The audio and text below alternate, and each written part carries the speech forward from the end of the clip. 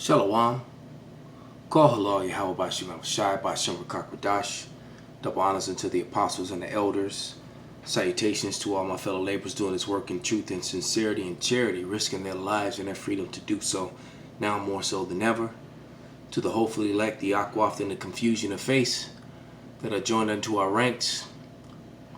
To them I say Shalom. This is your brother Malcolm coming at you with another lesson in truth.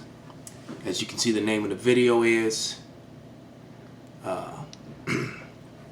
Veteran Navy Officer Exposes U.S. Version of Oil Tanker Narrative, which is a complete and total lie. What's that one in Psalms? I think it's Psalms 53. Let's see. If I remember correctly.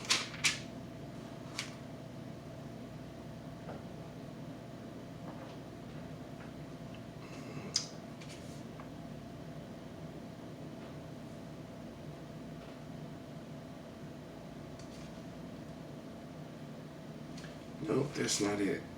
Why can't I remember that scripture right now? Oh, it's 58, Salakia. It's Psalms 58 and 3, and it says, "The wicked are estranged from the womb. They go astray as soon as they be born, speaking lies." Verse 4, "Their poison is like the poison of a serpent. They are like the deaf adder that stoppeth her ear." So they tell lies, and then they stop up off their ear, so that they want to hear the truth. They don't like the truth, don't want to hear the truth. They ignore the truth. All right? And let's just let some of his video play, and then I'm going to read some scriptures. But for the next article, and this is powerful, it's coming from the Mid-Press News, Veteran Navy Officer exposes flaws in U.S. version of Iran oil tanker narrative. And this is powerful, not only because the person is somebody that, you should be listening to their opinion because they know what they're talking about. Doesn't mean they couldn't be lying, but we should be very much be open to what they have to say. But because of the information surrounding this and what they and what the mainstream media is presenting from this story is so incredibly fraudulent, just like it was into Iraq. They are not showing you how much actual criticism and contradiction are flying around in this story. Meaning that the other nations are against this, and they're not with it, and America's just looking really, really bad. And, of course, the American media would never share that with you or show that to you. But like he said, all these things that are flying around between the other nations, the rumors and the backbiting against America. It's very important to understand all of this stuff so you get the full picture. Now, a Canadian military analyst and former Navy officer for nearly 20 years has called the United States-Iran so-called evidence into question, highlighting unresolved anomalies in the U.S. version of events. Now, his reservations are backed by Japanese government sources, which we've talked about. The Japanese, including the owner of the very ship that got attacked, has maintained that they do not agree with the U.S. version of events. In fact, they outright said it was wrong. So there you go. The owners of the ship are telling you that the story that the U.S. has been promoting and telling the people over the airways here in Babylon is wrong. And actually, he's being nice. It's an all-out lie. They said they saw flying objects. They heard 2 explosions. I mean, the U.S. has not even addressed the contradicting testimony, by the way. And now he's going to give you the ridiculousness of the story and how stupid. I even mentioned this myself, so I was actually very entertained and pleased when I heard him, the naval officer, say the same thing that I had said. Which is what they tend to do. When they know they can't counter something, they just pretend it doesn't exist, and they hope the mainstream media will go along with their game plan, which they will, because that's what their job is. Now, a number of other states, the United States, Saudi Arabia, the UAE, Israel, as well as other jihadist groups, and even a rogue hardline faction of the Iranian Revolutionary Guards, have all been flagged as potential culprits in the attacks that could pave the way for a wider war fitting into the Trump administration's new plan for American energy dominance, which is a very clear motive for why they would attack someone like Iran, who over the years the United States have been siphoning off their part of the oil market. Very clear. That's why the point they're making about American energy dominance. and what they'd be willing to do to accomplish this. But understand that within this, even the fact, yes, it could be a rogue faction of the Revolutionary Guard. Of course, that's certainly possible. But it's just as likely or possible as the United States, or Saudi Arabia, or the UAE, or Israel and Mossad, or any one of them taking part in all of this, and that's not being even considered by the U.S. and their lapdog mainstream media. Now, the U.S. government says that the evidence, including fragments of an exploded mine and a magnet from an unexploded device, indicates that limpet mines were attached to the side of the oil tankers. The statement of U.S. Navy explosives experts that the mines bear a striking resemblance, to quote, to similar mines used by Iran has been widely reported. Right? So this is exactly what I'm talking about. The U.S. is basically saying, well, look, we've proven that there's a mine there, and we've proven that they were limpet mines. And then because they look, strikingly similar, that's their own quote, to mines used by Iran at some other point, Iran did it. That is proof. No, it's not at all. And I would argue that we haven't even been proven that, that they've proven to us that it was in fact a mine that was there, but let's just say they have. All they've proven is that a mine was used, and it could have been anyone that did it. And it's important to understand in all of this, the timing of all of this and how it goes into it. People saying now that the mine had to have been placed at the harbor before it went out to sea, because it's not possible to have been placed otherwise. No. So it's not possible to place a mine on a moving ship. How is a ship going to ride up to a ship and place a mine on it and then ride off and not be seen? It's utter madness. I mean, if the limpet mine wouldn't have been able on a moving boat above the sea line to be placed out in the mid-water, especially not being noticed by the ship alongside their ship. But then that calls into question the entire narrative. That they're saying that they went and did it while they're on high alert after previous attacks, and Iranian guard just walked in and planted a mine on the side of a ship in the harbor. None of it adds up. And if you actually start thinking about the information, you recognize how flimsy the story is from top to bottom, and how the nebulous story fluctuates as they try to tweak it this way and that to apply to the newest contradiction. Incredibly flimsy. Like wet paper bag holding potatoes. Flimsy. It's going to fall through the bottom. We have to see this. Now, the claim is challenged, of course, as by plenty of people, by the analysis of other former naval officers.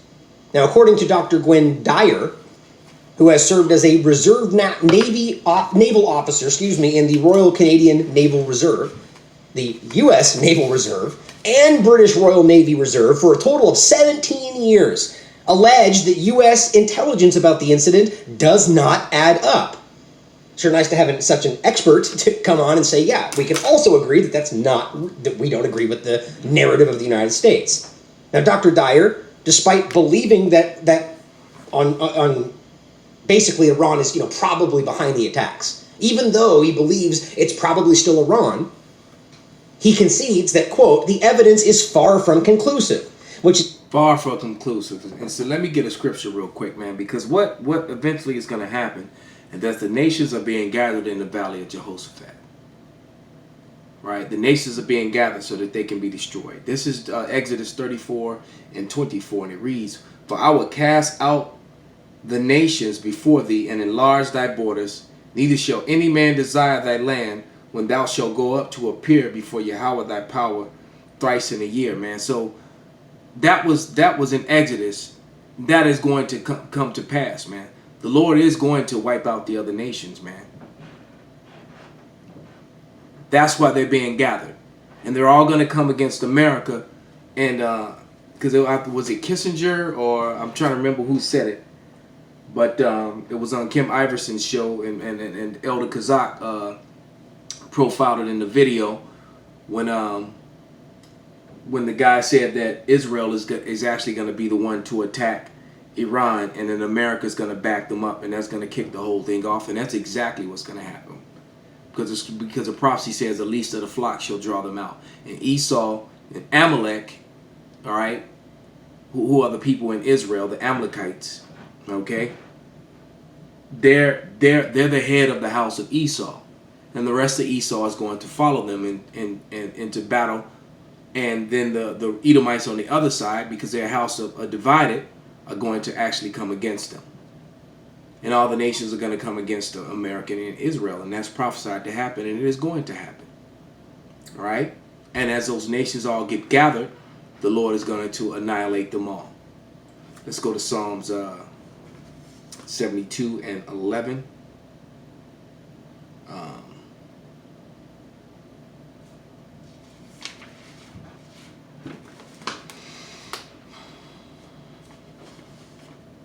This is Psalm 72 and 11. And it says, yeah, all kings shall fall down before him. All nations shall serve him. Right? Everybody's going to serve Yahweh Shai, man. Just like it says in Revelations 2 and 26, he's going to beat them with the rod of iron, man. You know, it was promised to him by the Heavenly Father, by Yahweh, that he would give him all the heathen for an heritage, ownership over the heathen. When the Lord comes back, he's coming back to claim the ownership of the world over the kings of the earth. All right, this is Isaiah 49 and 23. And the kings shall be thy nursing fathers, and their queens thy nursing mothers. And they shall bow down to thee with their faces toward the earth, and lick up the dust of thy feet.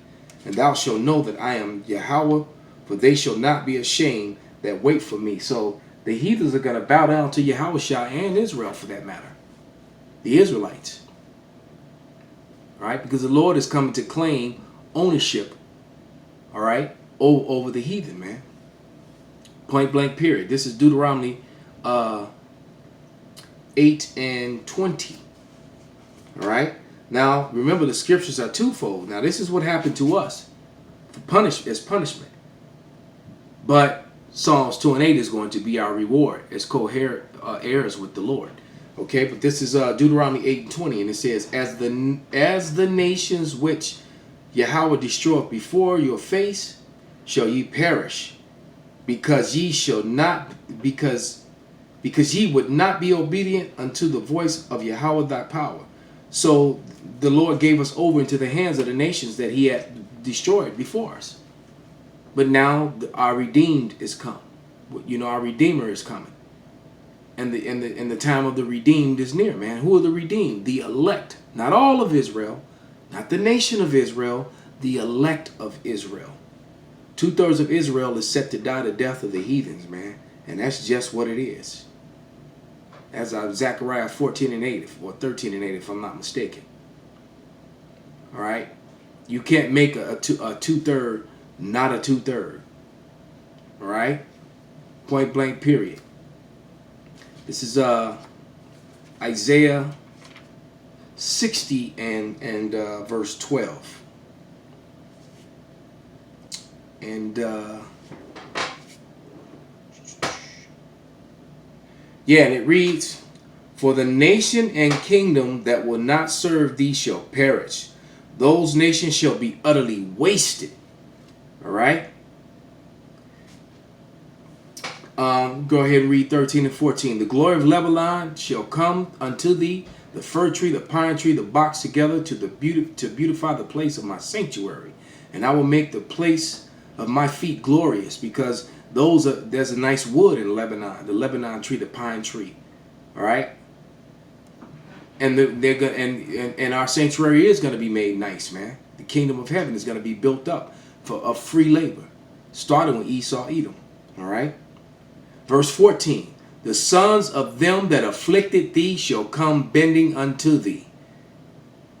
And all they that despise thee, and we are despised, shall bow themselves down at the soles of thy feet, and they shall call thee the city of Yahweh, the Zion, the Holy One of Israel. All right, so all these nations are being gathered for this World War III, and then the Lord's going to annihilate them all and put them under subjection. With that, I'm going to give all praises, glory, and honor unto Yahweh Ba'ashem Yahushai, Wa Abba Babal, and Kwam Yasharallah.